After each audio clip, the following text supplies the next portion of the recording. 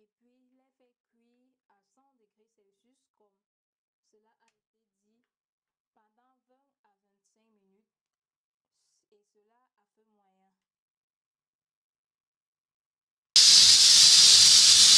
Donc, une heure de stérilisation après, nous allons arrêter le feu sur notre gélose. Voilà, afin de procéder à la prochaine étape, qui n'est rien d'autre que l'inoculation. On éteint le feu là et on la transporte dans notre mini laboratoire.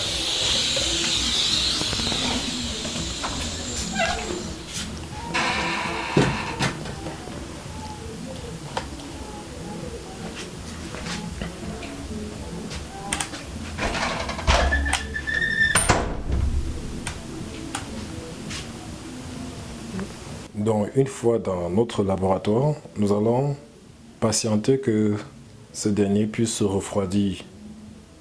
Donc, pendant le refroidissement, nous allons apprêter le matériel d'inoculation nécessaire, à savoir les boîtes dépétries, je ne sais pas si vous voyez là, à savoir les boîtes dépétries, le champignon. Nous allons choisir le blaireau jaune pour cette opération. Il faut préciser que c'est une opération qui marche avec tout type de champignons en fait. Donc pour nous, nous avons choisi des blaireaux jaunes parce que c'est aussi une variété que nous sommes en train d'expérimenter ici à Tchad. Donc nous allons aussi apprêter l'alcool. L'alcool est là. Nous allons apprêter le ruban adhésif. C'est là. On va apprêter une lame de rasoir, c'est très nécessaire. Voilà. On va aussi tenir compte de nos gants, d'un cache-nez et un petit mouchoir. Voilà, tout ça fait partie du matériel de stérilisation.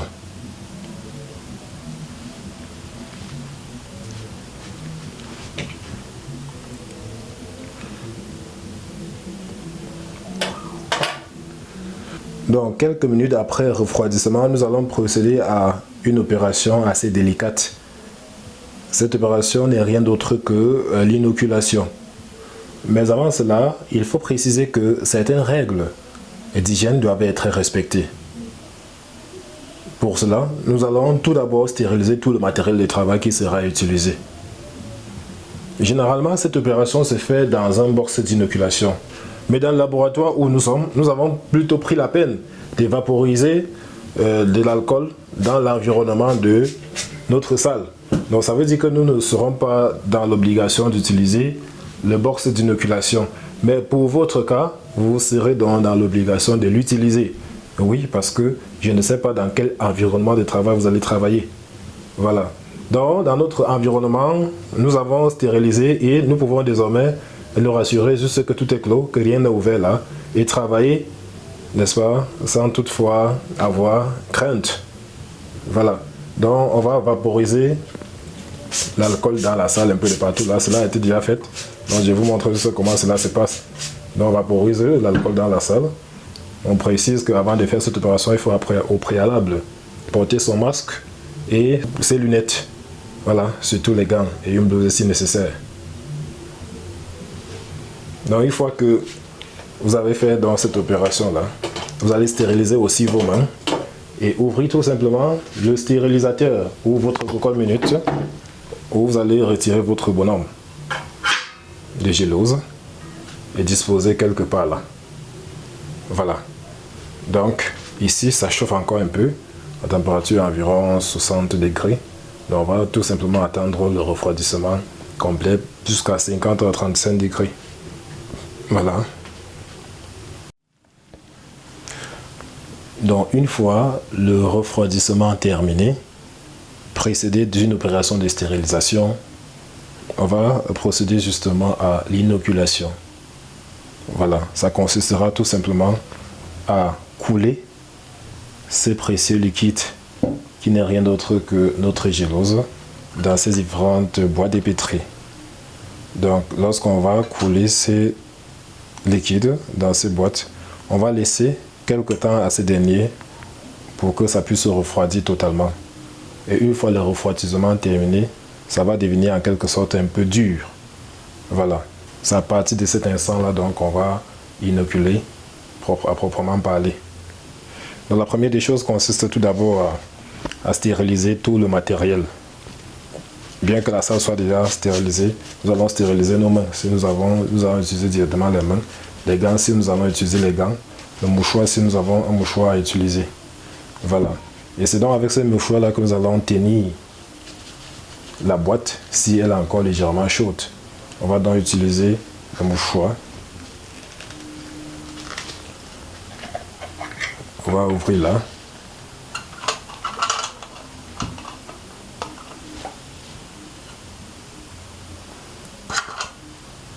Donc, ouvrir chaque boîte de pétri, couler le mycélium à moitié. Voilà, je veux dire couler donc le produit à la moitié.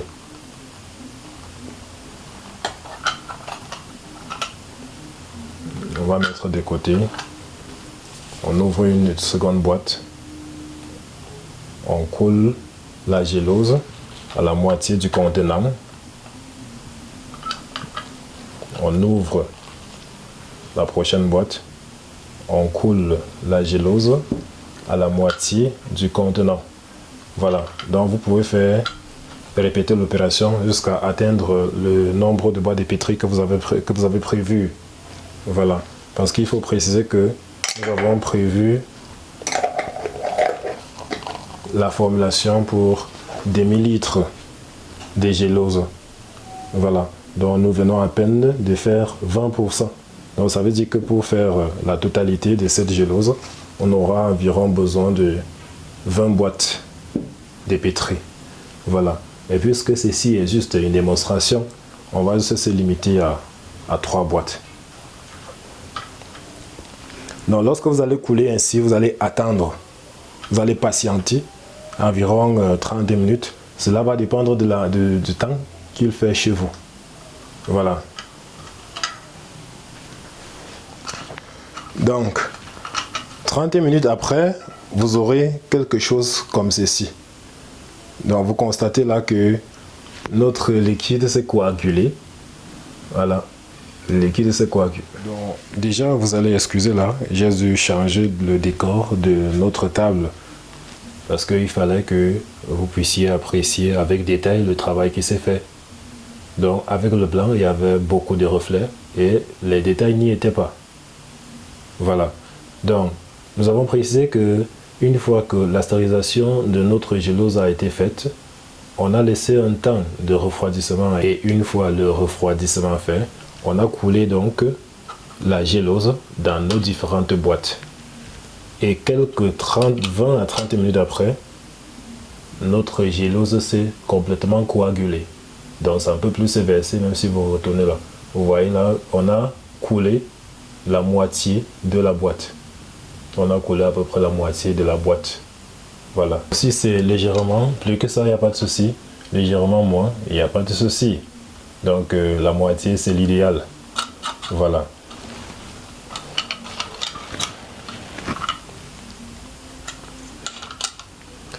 Donc, une fois que votre gélose a donc été coagulée, vous allez tout simplement procéder à l'inoculation du tissu.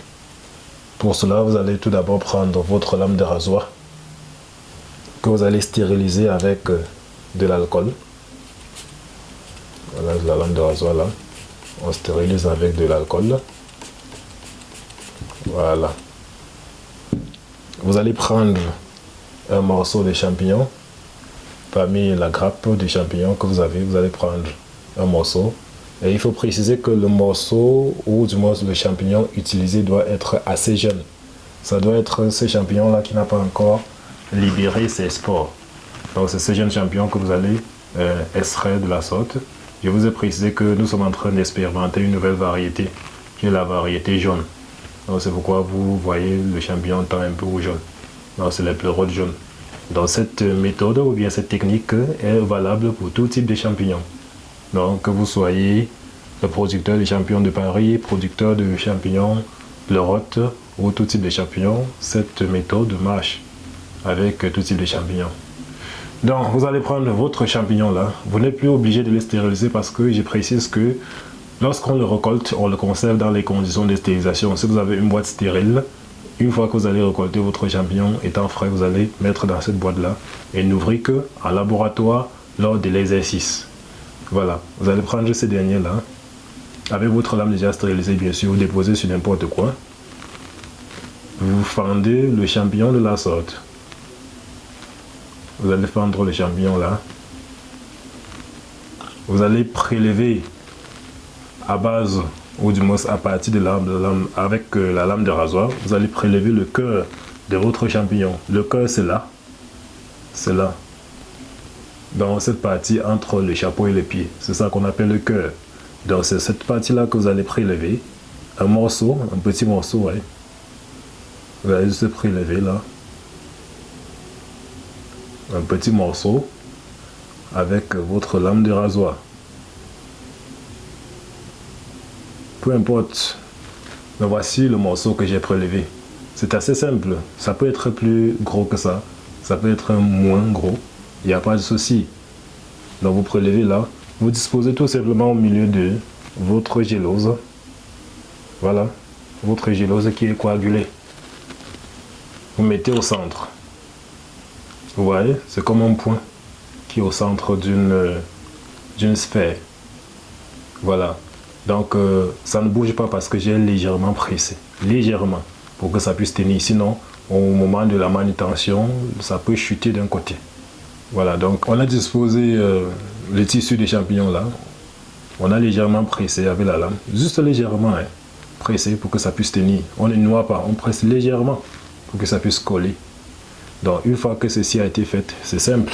Vous allez juste prendre le couvercle de la boîte que vous avez utilisée là. Fermer.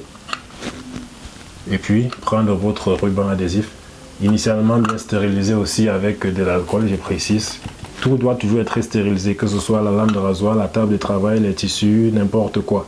Pas de tissus de champignon, les tissus que vous utilisez sur votre table. Donc une fois que vous avez coulé de la sorte, la prochaine opération consistera tout simplement à prendre votre ruban adhésif là, déjà stérilisé bien sûr. Voilà, vous allez juste porter votre boîte, vous allez scotcher donc ceci afin de non seulement tenir les deux boîtes, les deux couvercles, mais aussi d'empêcher l'air d'entrer dans vos différentes boîtes. Voilà. Il faut préciser que cette opération se fait dans un milieu anaérobite. Donc si l'air n'entre pas, il n'y aura pas de souci. Voilà. Voilà donc la boîte de gélose que nous venons de couler. Donc voici une boîte de gélose que nous venons de couler là. Et 24 heures après, vous allez voir autour de ce tissu de champignons qu'on vient d'inoculer là, une certaine mousse en train de se développer. Donc cette mousse c'est en quelque sorte des spores qui ont été en contact avec le milieu de culture chargé de nutriments et qui se développent. Donc ces spores vont se développer ainsi, vont prendre naissance ici, se développer pour donner ce qu'on va appeler le mycélium. Et c'est dans ce mycélium là qui va envahir en quelque sorte la boîte au bout de 10 à 15 jours. Donc, et au bout de 10 à 15 jours, vous aurez en quelque sorte quelque chose comme ceci. Donc, vous allez constater un ensemble de nuages là qui s'est formé à l'intérieur de votre boîte de pétri. Donc, vous allez voir, si je vous fais voilà, vous allez voir directement la différence entre ces deux boîtes. Il y a une boîte totalement blanche, pleine de nuages. Et il y a l'autre là qui est encore transparente. Voilà. C'est ça donc, ce mycélium là qui s'est formé. Dans cette opération que nous venons de faire est aussi appelée le clonage. C'est en quelque sorte la reproduction d'une souche de champignons. Ça veut dire que si vous voyez même quelqu'un qui a un champignon que vous voudrez conserver la souche, vous pouvez tout simplement lui demander un jeune champignon de sa champignonnière. Voilà, ou bien un jeune champignon de sa variété. Et une fois qu'il vous aura donné ces jeunes champignons là, vous allez juste venir faire cette opération pour conserver la souche. Donc une fois que vous faites ainsi, vous pouvez donc désormais reproduire votre sémence en passant par la première génération. Donc ça, c'est ce qu'on appelle la pré-base ou encore la B0. Mais pour que ce soit aussi neigeux ou bien aussi nuageux que cette boîte, il va falloir quand même passer par une phase qu'on va aussi appeler l'incubation.